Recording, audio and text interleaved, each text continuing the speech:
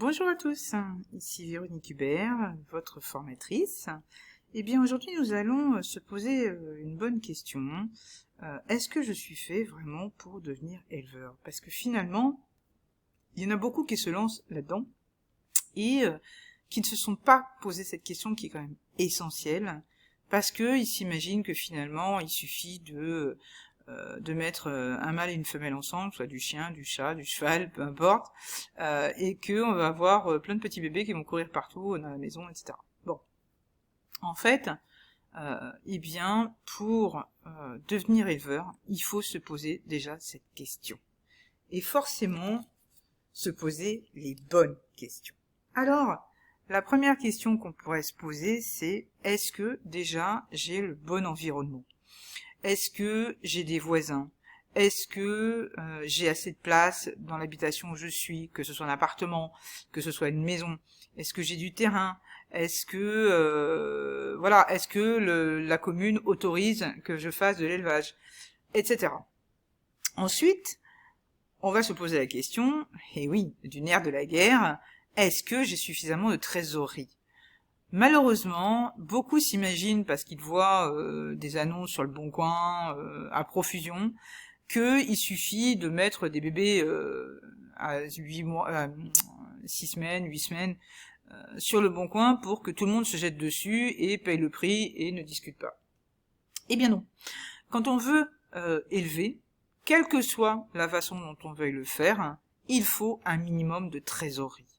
On ne peut pas, et ça après c'est moi, on ne peut pas décemment s'imaginer que on va prendre un mâle et une femelle gratuits, qu'on va les mettre ensemble, que ça ne va rien coûter, et que à la fin on va récupérer les pépettes et qu'on va pouvoir se payer des vacances derrière. Voilà.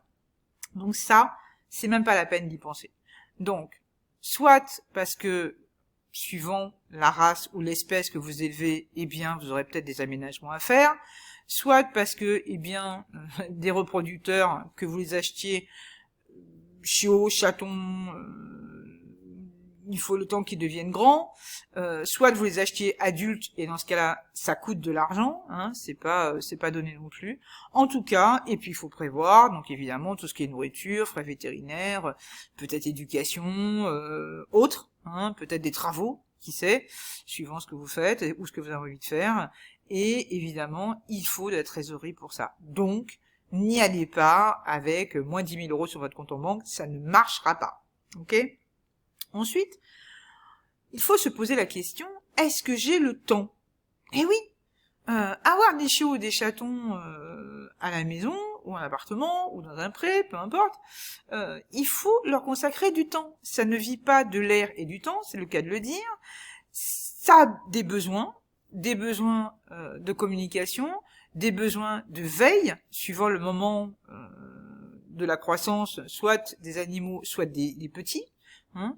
Il faut pouvoir se dire qu'à un moment donné, on doit être disponible de jour, de nuit, alors évidemment pas 24 heures sur 24, évidemment par bonheur, l'élevage, il est ce qu'il est, c'est qu'on peut prévoir quand même quelques semaines à l'avance des choses qui vont se passer, heureusement. Bon. Mais il n'empêche que quand ça arrive, il s'agit pas de se dire « Ah bon, on verra bien ».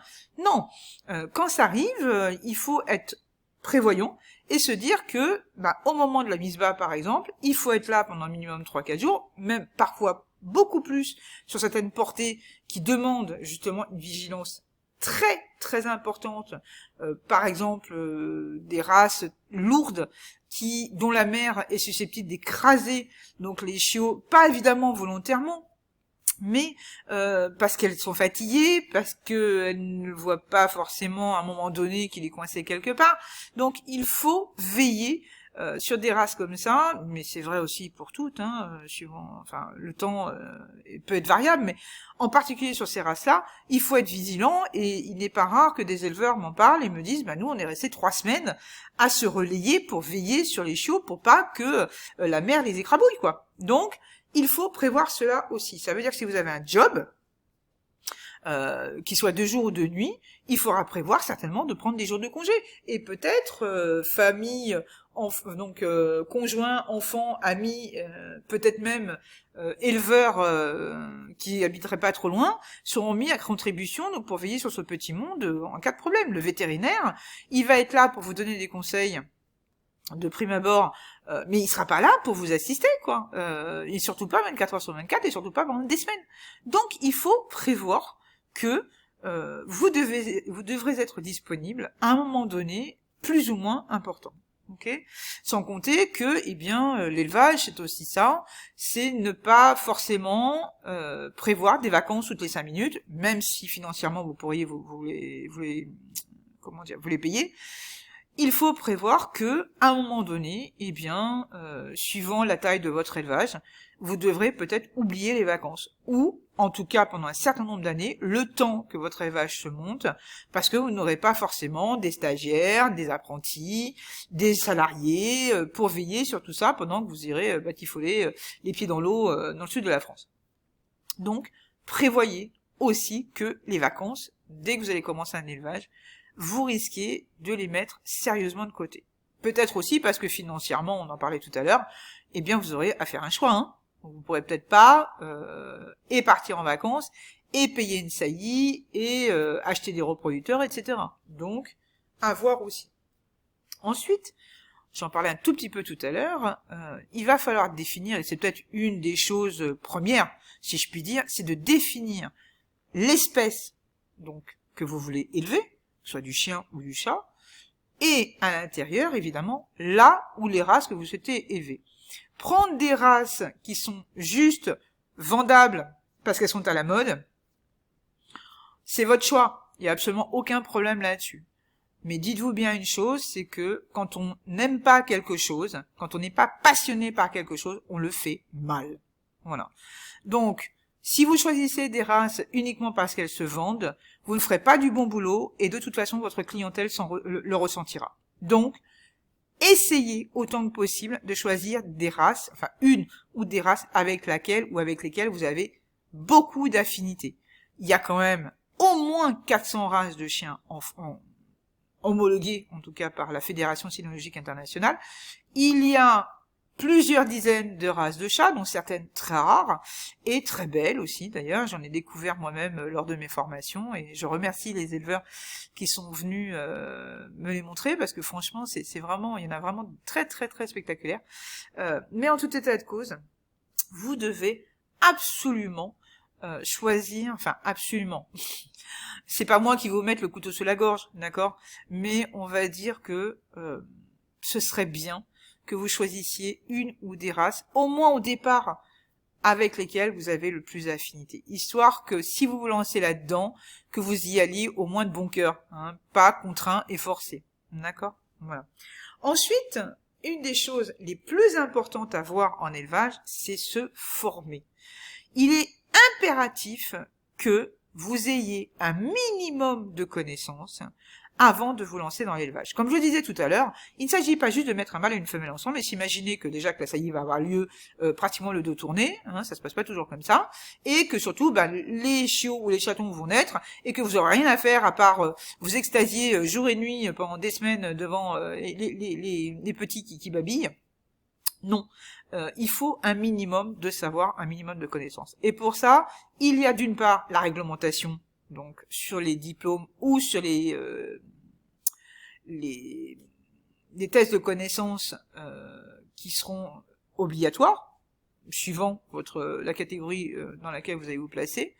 Et vous avez aussi éventuellement des diplômes que vous pouvez passer et qui pourront vous donner les informations dont vous aurez besoin au fur et à mesure des années qui passent pendant votre élevage. Il y a aussi d'excellentes formations sur tous les sujets divers et variés, que ce soit sur l'élevage à l'état pur, c'est-à-dire le côté purement technique, comment se passe une mise bas, le truc avant, comment se passe une saillie, qu'est-ce qu'il faut faire au niveau des températures, tout ça, voilà, le côté vraiment technique. Et à côté, vous pouvez avoir le côté purement administratif, donc au niveau des démarches, au niveau fiscal et compagnie. Et comme vous pouvez avoir aussi besoin de connaissances en fonction des activités que vous allez faire, qu'elles rentrent dans le cadre de l'élevage ou pas. Ça peut être des compétences juridiques, comptables, commerciales, voilà. Donc il peut y avoir un tas de choses dont vous pourriez avoir besoin, soit parce que vous en avez envie, soit parce qu'elles sont vraiment nécessaires. Donc, vraiment, formez-vous, quoi. C'est absolument essentiel.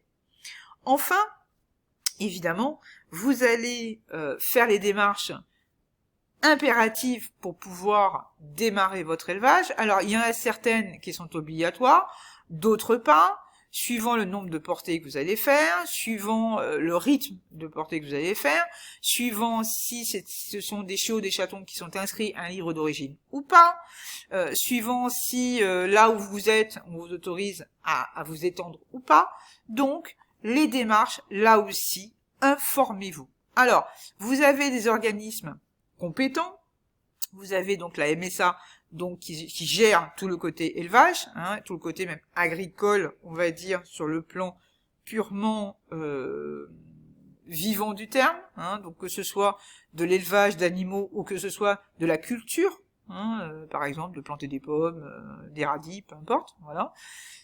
Et il y a ensuite, donc la MSA, donc c'est la Mutualité Sociale Agricole. Vous avez aussi donc la Chambre d'Agriculture, qui est un parallèle en fait à la MSA, qui pourra vous donner pas mal d'informations, mais aussi sur le plan purement entreprise, puisque mine de rien, tôt ou tard, vous serez probablement dans l'obligation de vous immatriculer. N'oubliez pas qu'il y a des organismes autres qui n'ont rien à voir avec l'élevage, mais qui peuvent vous aider à vous informer sur un peu toute cette réglementation d'entreprise, qui sont la Chambre des métiers, la Chambre de commerce, vous avez aussi le Bureau de gestion des entreprises, donc le BGE, et sans oublier aussi des organismes qui peuvent vous être très utiles, qui sont les experts comptables, et éventuellement des sociétés qui sont spécialisées dans la création et le développement d'entreprises. Voilà, j'espère que toutes ces petites informations vous auront aidé au moins à avoir une vue d'ensemble sur le métier, qui est un vrai métier, hein, c'est une activité qui peut être très passionnelle, mais on ne peut pas se lancer dedans, encore une fois, sans avoir un minimum de connaissances, et donc sans savoir où est-ce qu'on va. Voilà, je vous souhaite une très très très bonne journée, et je vous dis à très bientôt.